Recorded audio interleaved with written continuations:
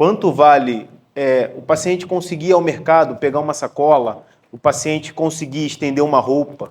Acho que isso já tem um valor inestimável. O começo disso já tem um valor inestimável. O Rodrigo abordou muito bem sobre muita gente fazendo esporte hoje em dia. Muita gente fazendo esporte hoje em dia. E aí eu pergunto a vocês, será? O beach tênis hoje está na febre. Todo mundo fica fazendo beach tênis. Cerca de 1 hora de jogo, o paciente em isometria, com o braço em flexão. Será que ele está adaptado àquela demanda imposta? Será que a capacidade dele está adaptada àquela demanda? Então, o fisioterapeuta tem papel primordial em adaptar essa capacidade. Eu fico lisonjeado de estar aqui porque esse cara é o cara do movimento aqui em Volta Redonda. Esse cara é o cara que mexe com todos os atletas aqui em Volta Redonda. Então, adaptar a demanda, a capacidade é importantíssimo, é primordial. Quantos colegas fisioterapeutas você tem aqui hoje? Ah, que legal, bom sempre estar próximo de vocês. Vou começar falando um pouquinho contextualizando, né? Um pouquinho sobre a articulação do ombro. A gente tem 4 articulações. Articulação externo-clavicular é o único ponto de fixação do membro superior no tronco. Então, essa articulação, ela depende de alguns ligamentos para estabilidade. Ligamento interclavicular, entre as clavículas. O ligamento costeo-clavicular, tá? Entre a clavícula e a primeira costela. E o ligamento externo-clavicular propriamente dito. Ela tem um disco também fibrocartilaginoso, tá? Na sua parte distal, a gente tem articulação acromioclavicular. E aí o Dr. Rodrigo falou muito bem de alguns ligamentos importantes. Ligamento conoide, ligamento trapezoide, ligamento coraco-clavicular. E aí, vamos lá. Eu vou falar um pouquinho mais de movimento, pensar um pouquinho mais em movimento. A clavícula faz 3 movimentos: superior, inferior, protração, retração e rotação para cima, rotação para baixo. Então são superior, inferior, frente, trás, rotação para cima, rotação para baixo, tá? E aí a articulação acromioclavicular é ela que sofre maior tensão ali por baixo, passa o tendão do supra. Ela funciona como um túnel. Então, entender que ela também funciona como uma restrição óssea a movimentos acima da cabeça, tá? Então, é uma restrição já para esses movimentos acima da cabeça que podem levar a luxações. A articulação escápulo-torácica, ela não é uma articulação típica que conecta um osso ao outro, é uma articulação fisiológica. Ela fica ali no gradil costal. Então, ali a gente tem 2 músculos que ficam ancorados nela. A gente tem o subescapular e o serrátil anterior, que fica no tórax, e eles deslizam transversalmente entre eles. É uma articulação que ajuda a glenohumeral a fazer os movimentos. A gente tem 120 graus de movimento da glenohumeral e o restante é feito pela escápulo-torácica. Então, a cada 1 grau de movimento da escápula torácica, acontecem 2 graus de movimento da glenohumeral. Então, ela é uma articulação que vai ajudar diversamente a glenohumeral. A articulação glenohumeral, que é essa aqui, é a articulação do ombro propriamente dita. Como o Dr. Rodrigo falou, a articulação glenohumeral, ela tem uma articulação rasa, né? A gente tem a cavidade glenoide com uma articulação rasa. E aí, o que eu quero dizer? Cerca de 1/4 da cabeça do húmero se acopla à cavidade glenoide. A cavidade glenoide, ela consegue esse contato maior com o lábio glenoidal. E a estabilidade é dada pelos ligamentos, cápsula e músculos. E aí eu trago para vocês aqui. Os movimentos da escápula. A gente tem a elevação, a depressão, rotação para cima, rotação para baixo, abdução e adução. Mas voltando para a escápula torácica, ela precisa de estabilidade e mobilidade. Ela é uma articulação que precisa de estabilidade e mobilidade. A estabilidade é dado por componentes estáticos, superfície articular, ligamentos, cápsula, e a estabilidade dinâmica, ela é dada pelos músculos, tá? A gente tem 4 músculos principais que formam os músculos do manguito rotador: o supraespinhoso, o infraespinhoso, o redondo menor e o subescapular. O que eu quero dizer? Esses músculos saem da escápula e vão se inserir no tubérculo menor e maior do húmero. Qual é a função deles? Quando eles fazem a contração, o seu vetor de contração é no sentido de acoplar melhor essa cabeça do húmero à cavidade glenoide.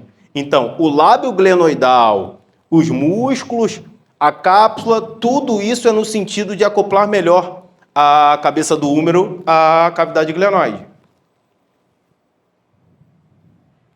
Mobilidade, falando um pouquinho de mobilidade. Ela é a articulação que tem maior mobilidade do corpo. A gente tem cerca de 180 de flexão, 180 de abdução, rotação interna e externa em torno de 90 graus. A gente tem uma hiperextensão de 75 graus, aproximadamente. A gente tem a flexão na horizontal de cerca de 35 graus e a extensão na horizontal de cerca de 45 graus. Então, olha o tanto de mobilidade que essa articulação nos fornece. É bastante, né? Fatores de risco no pós-operatório da lesão do manguito rotador. Pacientes acima de 40 anos. Pacientes acima de 40 anos já é um fator de risco, por conta de sobrecarga que ele sofreu na vida inteira, tudo que ele passou, as quedas que ele teve, a atividade laboral. Às vezes o cara é um nadador, o tanto de movimento que ele faz com esse ombro. Entender a atividade que seu paciente faz. Às vezes ele digita o dia inteiro, normalmente lesão de punho. Tem que ver o que o seu paciente faz. A gente é responsável na nossa anamnese por entender o que nosso paciente faz e, às vezes, o paciente passa por uma cirurgia e, se a gente não mudar a atividade laboral dele ou modificar alguma coisa dentro da atividade dele, vai recidivar. Então, entender o que o seu paciente faz, o que ele espera da cirurgia e o que você pode mudar nos hábitos diários dele para que isso não volte a acontecer, né? Movimentos overhead são movimentos repetitivos. É isso que eu acabei de falar. Os movimentos repetitivos levam aos traumas e lesões. Membro dominante. Às vezes o membro dominante dele está intimamente relacionado. Aí, ó, o Guga. Quanto de movimento ele não fez aí no tênis a vida inteira? Quanto ele não treinou para chegar à profissionalização? Pacientes que, tenista, pacientes nadadores, a gente tem ali o Phelps, vôlei. O tanto de movimento que esses pacientes fazem no ombro a vida inteira, não tem jeito. E aí eu volto à capacidade e demanda. Tem que adaptar a capacidade e a demanda do seu paciente, tá? Quedas. Idosos, a gente trabalha com idosos, os idosos têm quedas frequentes. Então, atentar o mecanismo também de lesão, queda de mão espalmada, como é que foi a queda, entender isso na tua anamnese é de suma importância. Educação do paciente no pós-operatório. O Dr. Rodrigo falou muito bem.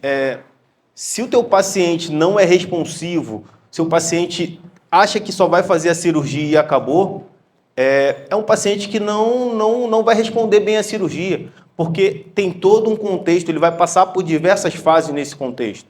Ele não vai fazer simplesmente a cirurgia e acabou. Esse paciente vai ter que passar por um processo de fisioterapia, vai ter que passar por um profissional de educação física para fazer a reabilitação de força. Então, tudo isso precisa ser explicado. O paciente precisa estar atento a tudo que vai acontecer com ele no seu pós-operatório. Eu trago esse estudo prospectivo que diz que pacientes que tiveram uma educação melhor tiveram melhora significativa na sua amplitude de movimento. Porque foram instruídos do que ia acontecer e acabavam ficando mais fidedignos ao programa de reabilitação.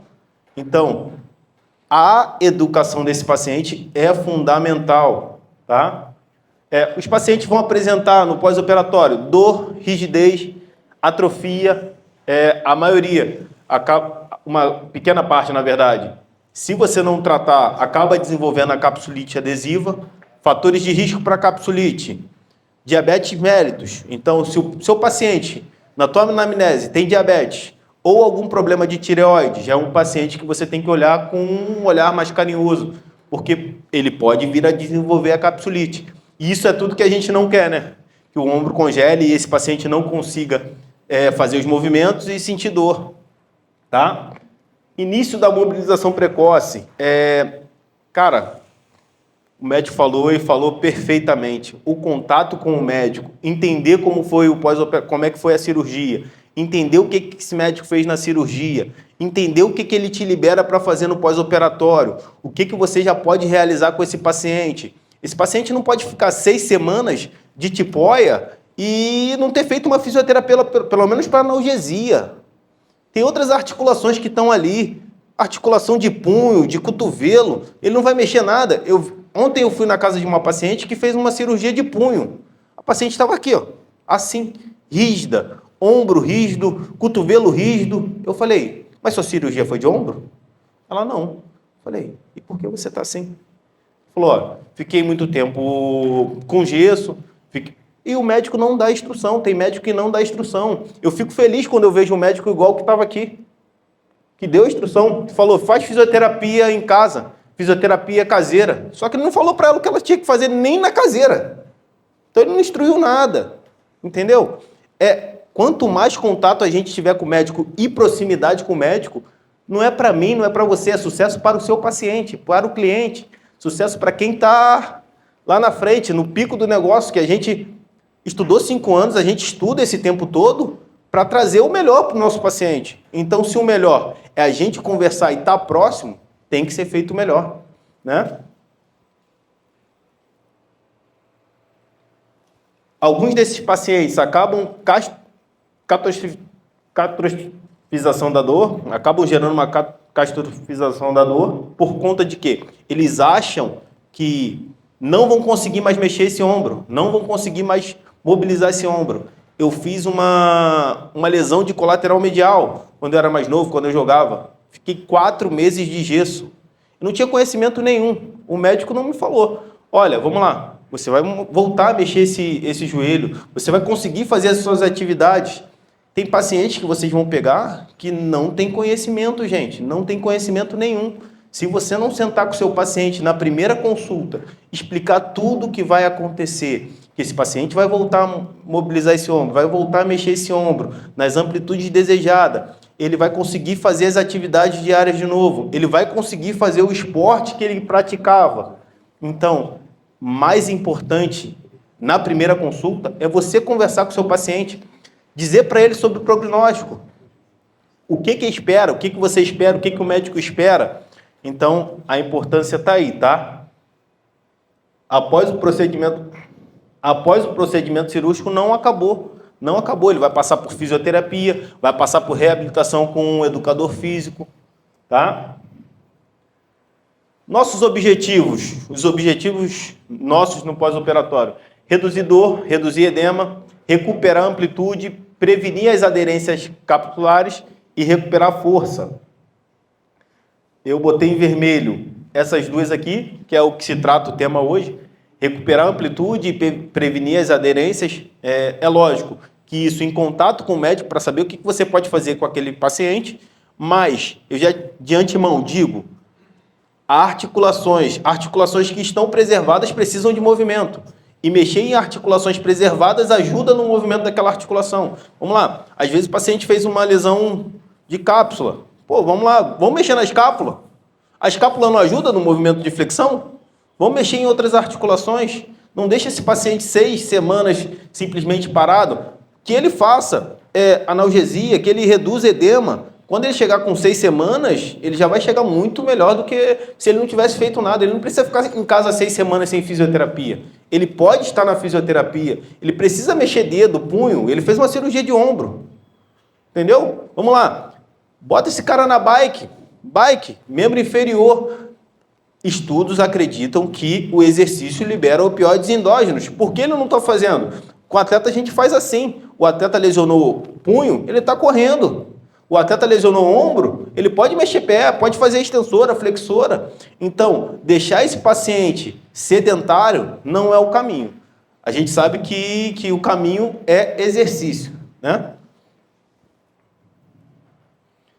Porque a gente consegue... Quais são os objetivos? Facilitar o processo de reparo. A gente sabe que qualquer carga mecânica gera um efeito piezoelétrico e a gente responde a isso, nosso corpo responde a isso. Então, nosso sistema facial, ele se adapta às cargas que a gente recebe. Cada pessoa, se a gente olhar para a nossa face, tem vetores diferentes faciais por conta de como a gente lida com o trabalho. Vamos lá, um paciente, vamos dizer, uma pessoa que é motorista de ônibus, ela fica em isometria o tempo inteiro ali com aquele ombro. O peitoral dela vai responder com cargas diferentes de uma pessoa que digita. Então, entender que essas cargas vão remodelar e vão ajudar, tá? Segundo, influenciar a estrutura e comportamento mecânico dos tecidos.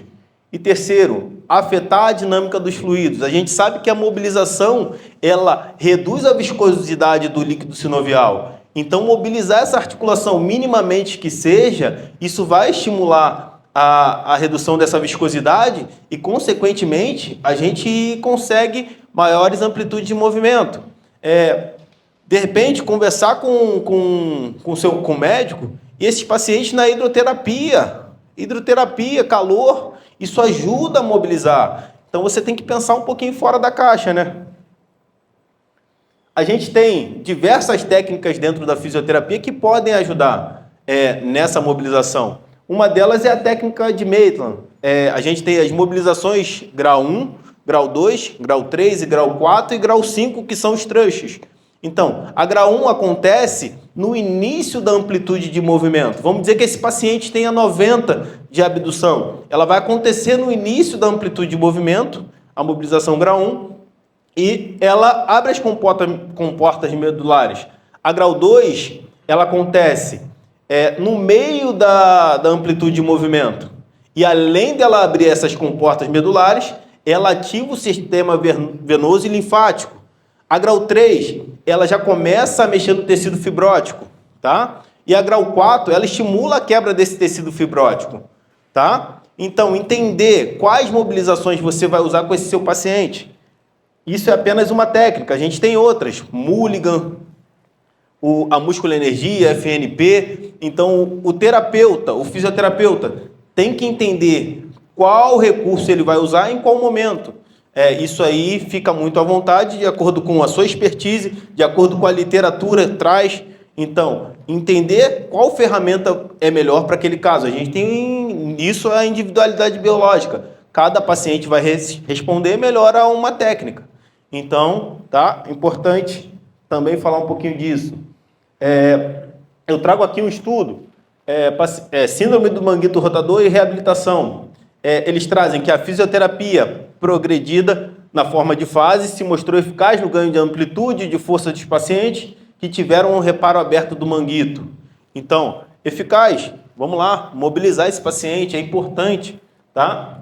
Aparelho de mobilização contínua passiva durante 30 minutos nas primeiras 4 semanas mostrou benefício quando associado a exercícios de ADM, flexão, abdução, rotação externa e exercícios pendulares. É legal, esse aparelho de mobilização é legal, só que é o seguinte, você programa ele numa faixa de amplitude e ele faz aquela. Gente, o melhor é a nossa mão, o melhor para o fisioterapeuta é a mão, porque aí você sabe onde está a resistência, você consegue identificar onde está essa resistência. Você passa 10 minutos com o cliente e essa resistência muda quando você está mobilizando. Então, é legal usar aparelhos, mas o melhor para o fisioterapeuta é a mão, tá? Trouxe aqui alguns exercícios que a gente pode usar, né? A gente tem exercício. Só ligar?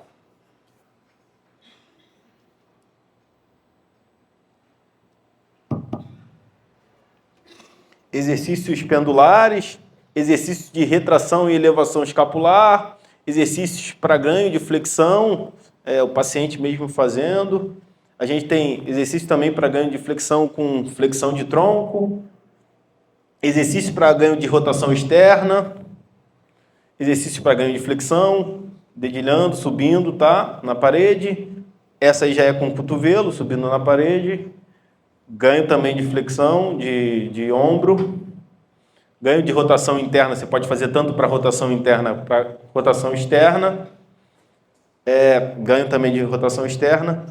Eu não trouxe algumas técnicas que a gente acaba usando no nosso consultório que tem relação com a mão, mas a gente pode entrar ali por dentro da escápula, o paciente sentado ou em decúbito lateral, a gente pode entrar ali no subescapular, a gente pode fazer uma descompressão do húmero, fazer um deslizamento antero-posterior, técnica de Maitland, de Mulligan. Então, são coisas que eu não trouxe porque a palestra aqui envolve outras áreas e a gente que é profissional da fisioterapia que costuma usá-las, tá? Mas eu trouxe algumas coisas gerais que o educador físico também pode fazer numa fase mais avançada, que ele consegue fazer numa fase mais avançada, tá? Conclusão. O êxito dos procedimentos cirúrgicos do ombro deve-se a 4 princípios básicos. Escolha cuidadosa do paciente, que deve estar bastante motivado e cooperativo. Vamos lá, se o teu paciente não está motivado e cooperativo no pré-operatório, ele vai passar por uma cirurgia, ele vai ficar longe das atividades laborais, longe das atividades funcionais dele, durante 4, 6 meses. Você acha que esse paciente vai responder bem? Então, esse paciente tem que estar cooperativo no pré-operatório, ele tem que entender tudo o que vai acontecer para que ele tenha adesão ao programa no pós-operatório, tá? Escolha cuidadosa do paciente. Não, vamos lá. Esclarecimento ao paciente e à equipe interdisciplinar quanto ao seu prognóstico e tempo de reabilitação. Volto a falar, o tempo que ele vai ficar fora das atividades dele. É importantíssimo você educar o seu paciente e dizer para ele tudo o que vai acontecer a partir da cirurgia. Técnica apurada, entrosamento entre cirurgião e fisioterapêutico e o início precoce da reabilitação. Esse entrosamento é fundamental. Você tem que conversar com o médico, você tem que ligar para o médico, tá? Perceber qual é o procedimento cirúrgico que esse paciente passou, entender as limitações e o que você pode fazer a partir disso, tá? É importante que você tenha contato com o médico para que seu paciente tenha êxito o mais rápido possível. Reavaliações constantes e curto período pelo cirurgião. Reavaliação, não falei de avaliação aqui, mas o fisioterapeuta demanda de diversos aplicativos hoje para avaliação. Esse aqui é um aplicativo que eu uso para mensurar a angulação. A gente tem o goniômetro, tem o inclinômetro. Então, o fisioterapeuta pode dispor do aparelho que ele quiser para avaliação. Mas é importante que você dê ao seu paciente número de tudo. Vamos lá. Teu paciente está com dor. Usa um algômetro com ele e vê quanto de dor ele tem na algometria, porque aí você dá número para ele numa sessão e dá número na outra. Hoje ele sente 3 quilos de dor, tá? Quando você pressiona o algômetro é pressionado no local de dor, tá? E aí você pressiona o algômetro. Ele sente dor com 3 quilos. Na próxima sessão ele sente com 2. Então, 1 quilo de diferença. Mostra número para o seu paciente, que vai facilitar também a adesão dele ao serviço, tá? Aí a gente consegue mostrar rotação externa, a gente consegue mostrar com números, ó. Tem uma diferença significativa. E aos poucos, quando você vai ganhando e você vai mostrando para o seu paciente com fotos, com angulações, facilita a adesão dele ao serviço. Aí eu trago, não sei se eu vou conseguir abrir. Acho que é para baixo, né? Não foi. Deixa eu ver se tem que mexer ali para abrir o vídeo. Para baixo? Não foi.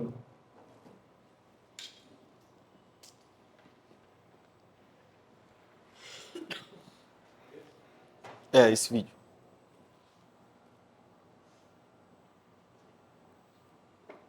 Não foi, ó.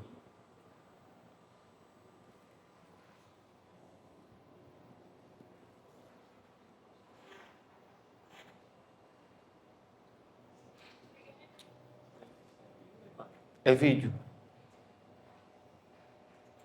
Mas não tem importância, não tem importância.